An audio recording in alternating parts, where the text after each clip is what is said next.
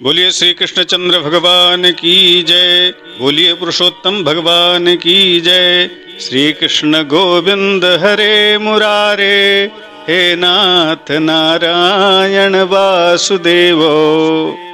धर्मानुरागी सज्जनों, माताओं एवं बहनों, आप सभी का हमारे चैनल पर हार्दिक स्वागत है। इस पुरुषोत्तम मास में बृहन्नारदीय पुराण में वर्णित पुरुषोत्तम मास महात्म्य की कथा हमारे चैनल पर चल रही है। यदि आपका पीछे का कोई अध्याय कथा सुनने में छूट गया हो तो इस वीडियो के डिस्क्रिप्शन अथवा चैनल के प्लेलिस्ट में जाकर आप पीछे की कथा सुन सकते हैं।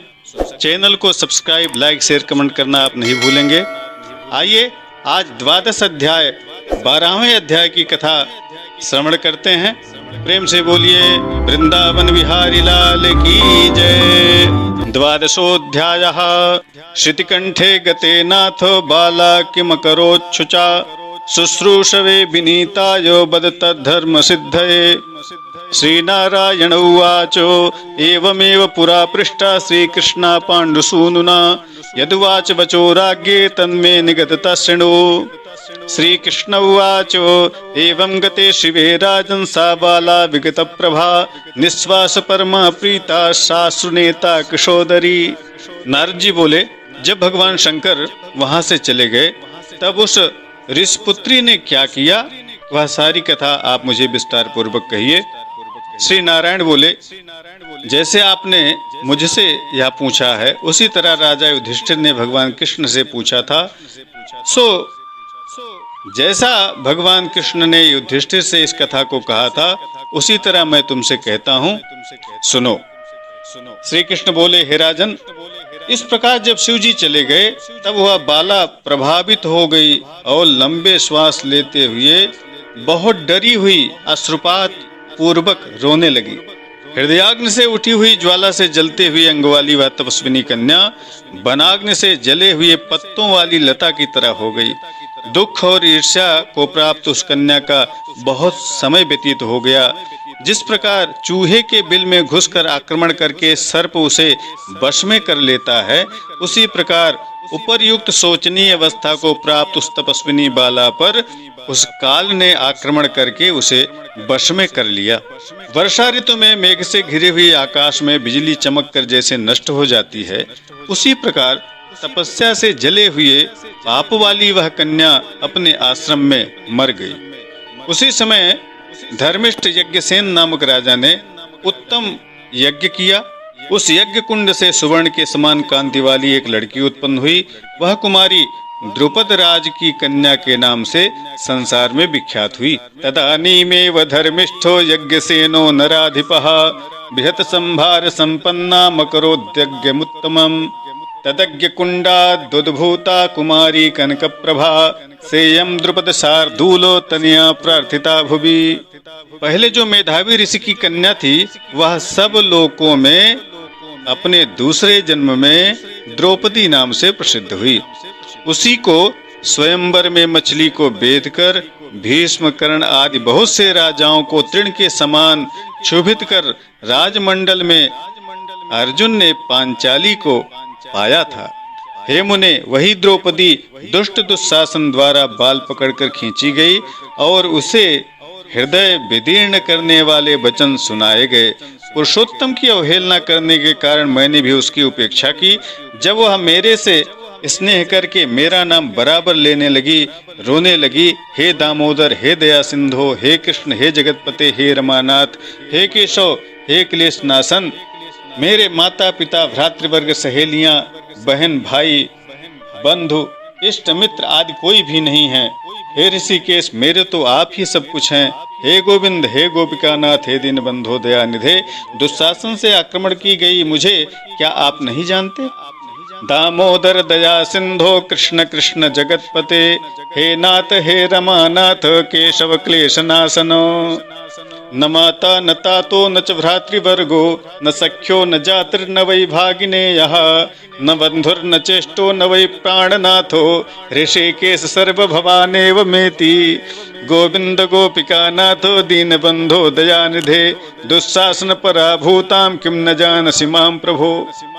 दुस्साहसन पराभूता तदा द्रुपद नंदिनी मदीयम स्मरणम प्राप्ता विस्मृता मया पुरा। यद्यपि पहली पुकार में मैंने उसकी ओर ध्यान ही नहीं दिया, पर जब दुस्शासन से पराभूत होकर उसने मेरा पुनः स्मरण किया, तब गरुड़ पर चढ़कर मैं शीघ्र ही वहां पर आ गया। हे राजन, उसे बहुत से वस्त्रों से परिपूर्ण करके मैंने उसकी रक्षा की। चूंकि उसने पुरुषोत्तम की अवहेलना की थी, इसीलिए उसे इतना सारा कष्ट भोगना पड़ा। यह पुरुषोत्तम मुनियों और देवताओं से भी सेवित है। फिर समस्त कामनाओं को देने वाला यह पुरुषोत्तम मनुष्यों द्वारा तो सेवनीय है। अतः आने वाले पुरुषोत्तम मास की आराधना करो। 14 वर्ष के संपूर्ण होने पर तुम्हारा कल्याण होगा। हे पांडुनंदन, जिन पुरुषों ने द्रौपदी के बालों को खींचते हुए देखा है, हे महाराज, उनकी स्त्रियों की अलकों को मैं क्रोध से काटूंगा। दुर्योधन आदि राजाओं को यमराज के भवन पहुंचाऊंगा। उसके बाद तुम समस्त शत्रुओं का नाश करके राजा होगे। ना मुझे लक्ष्मी प्रिय हैं, न मेरे को बलभद्र जी प्रिय हैं, और न ही मुझे देवी देवकी, न प्रद्युम्न, न सात्यकी प्रिय हैं। जैसे मुझे मेरे भक्त प्रिय हैं, वैसा मुझे कोई प्रिय नहीं है। न मे क्षीरोद तनया प्रिया नापि हलायुधः, न तथा देवकी देवी, न प्रद्युम्नो, न सात्यकी। यादृशा मे प्रिया भक्तास्तादृशो नास्ति कंचनो, येन मे पीडिता भक्तास्तेनाहं पीडितः सदा। श्री नारायण बोले, अब मैं यहाँ से द्वारिकापुरी को जाऊंगा। ऐसा श्री कृष्ण भगवान ने युधिष्ठिर से कहा। वहाँ महाभाग वासुदेव जी और अपने बड़े भाई बलदेव जी से मिलूंगा। वहाँ देवी देवकी, सांबादि सभी हैं। समस्त यादव, रुक्मिणी आदि जो स्त्रियां हैं, दर्शन की उत्कंठा वाले, वह सब हमारे आगमन की कामना से टकटकी लगाकर निरंतर ही हमारा चिंतन करते रहते हैं। श्री नारायण बोले, इस प्रकार कहते हुए देवे श्री कृष्ण के गमन को जानकर पांडुपुत्र किस प्रकार गदगद कंठ से बोले, जिस प्रकार जल में रहने वाले का जीवन जल है, उसी तरह हम लोगों के जीवन तो आप ही हैं। हे जनार्दन, थोड़े ही दिनों के बाद फिर दर्शन दीजिएगा। हम पांडवों के नाथ आप हरि ही हैं, तीनों लोकों में दूसरा कोई नहीं है।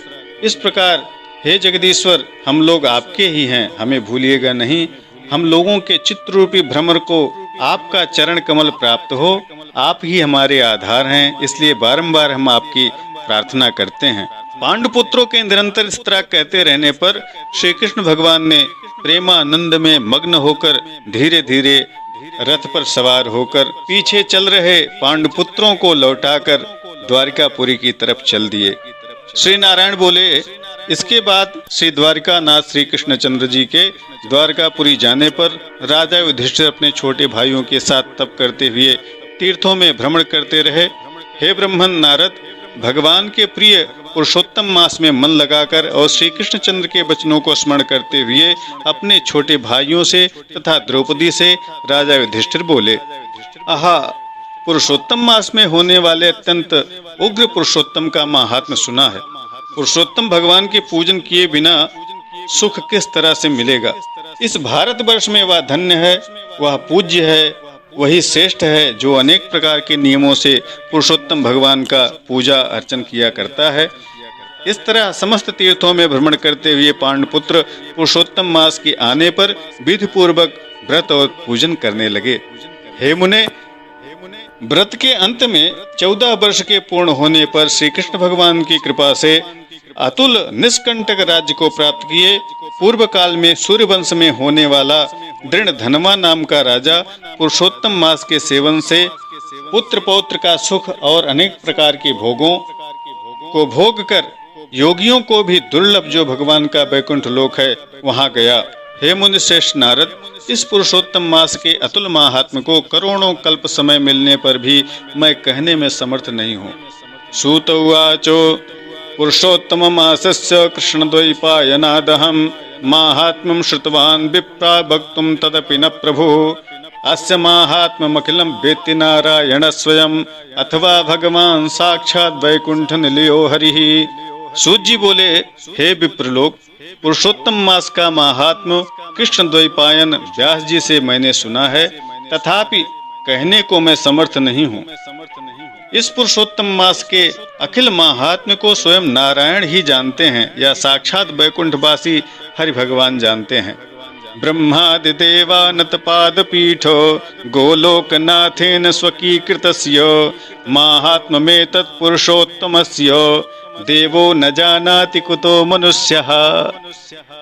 ब्रह्मादि देवताओं से नमस्कार किए जाने वाले समस्त ऋषि महर्षि जिनके चरण कमलों का ध्यान करते रहते हैं, ऐसे भगवान श्री कृष्णचंद्र भी पुरुषोत्तम मास के सारे महात्म्य को नहीं जानते, तो फिर हम मनुष्य कहाँ से जान पाएंगे और कौन जान सकता है। श्री बृहन्नारदीय पुराणे पुरुषोत्तम मास महात्म्ये श्री नर नारायण संवादे पुरुषोत्तम व्रतोपदेश नाम 12वाध्यायः।